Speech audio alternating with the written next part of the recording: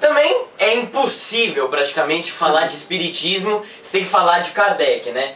Kardec, ele foi um professor, cientista e um pesquisador francês. Ele é o decodificador da doutrina dos espíritos. O que a gente liga isso com as irmãs Fox? Kardec, quando ele viu esses experimentos, esses fenômenos, ele sentiu um enorme interesse porque ele tinha dúvidas sobre isso. Ele não acreditava ser mediunidade, ele acreditava ser magnetismo. O que ele fez? Estudou os fenômenos de magnetismo. Ele estudou todos esses fenômenos e chegou só a uma conclusão. Qual foi essa conclusão? Que existem espíritos e um plano além do nosso plano, um plano carnal, né? Kardec, pessoal, há tempos atrás, não tanto tempo quanto a gente estava falando agora, há algumas centenas de anos atrás, Kardec, nessa época, estava acontecendo diversos fenômenos mediúnicos mesmo. Os espíritos vinham e se manifestavam de formas diferentes das que eles se manifestam hoje. Pegavam mesas, levitavam mesas, batiam em portas. Aí o que começou a fazer? O Kardec começou a combinar com esses espíritos, e que ele acreditava que fossem fenômenos de magnetismo, a responder. Por exemplo, uma batida equivalia a um A, duas batidas equivaliam a um B. E assim foi começando a ser escrito o Livro dos Espíritos, com perguntas e respostas do Kardec para os espíritos de verdade. Kardec se utilizou de diversos médiuns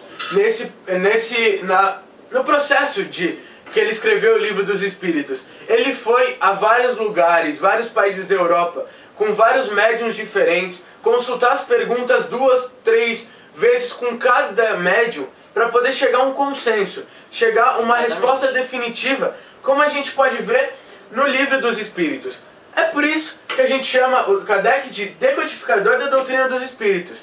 Porque o que era um código, ele transformou aquelas manifestações em códigos. E desses códigos, ele decodificou para a nossa linguagem. E a gente poder ter o Livro dos Espíritos, pessoal. Se você lê hoje, você vê coisas que são de hoje mesmo. De hoje, exatamente. E foi escrito há muito tempo atrás, há centenas de anos atrás. 1800 e bolinhas. Você vê como os espíritos são adiantados na realmente. nossa frente. Bom, leiam o Livro dos Espíritos, pessoal, é um livro muito interessante e muito esclarecedor também. Nós temos aqui as 5 obras básicas de Kardec, né? Que é o Livro dos Espíritos, o Livro dos Médiuns, o Evangelho segundo o Espiritismo, a Gênese e o Céu e o Inferno.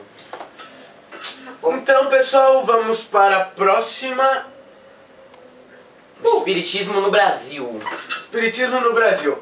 O Espiritismo no Brasil, é claro que foi influenciado por Kardec. Se a gente pensar, no Brasil, até antes da época de Bezerra de Menezes, muitas pessoas aqui no Brasil, da aristocracia, muitos ricos, nobres, eles viajavam daqui do Brasil, os filhos, eles estudavam lá na França.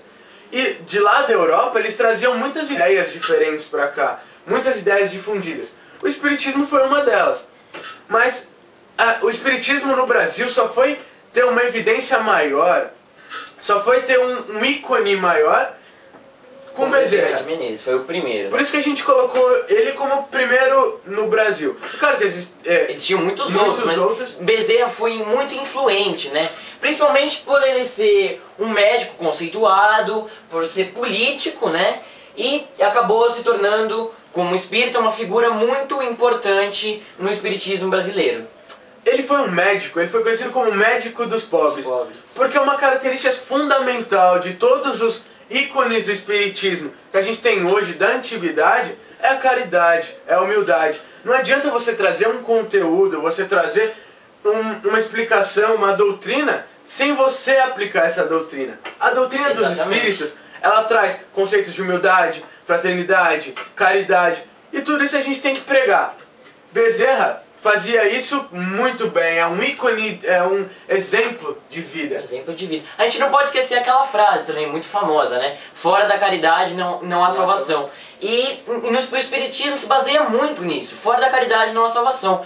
Podemos ver que Jesus era um caridosíssimo, né? Meu Deus. Bezerra de Menezes, Chico Xavier e, nossa, tantos outros aí que nós nem passaremos horas citando aqui. Bezerra de Menezes foi presidente da Federação Espírita. E hoje, como espírito, se a gente pensar que ele viveu há muito tempo atrás, e hoje ele já se encontra como espírito. E como espírito, ele é um patrono espiritual de várias casas espíritas brasileiras. O Bezerra tem uma história muito bonita, né? Da sua desencarnação. Porque Bezerra desencarnou e passou de diversos anos trabalhando no plano espiritual, né? E chegou um momento que Bezerra era um espírito muito evoluído já.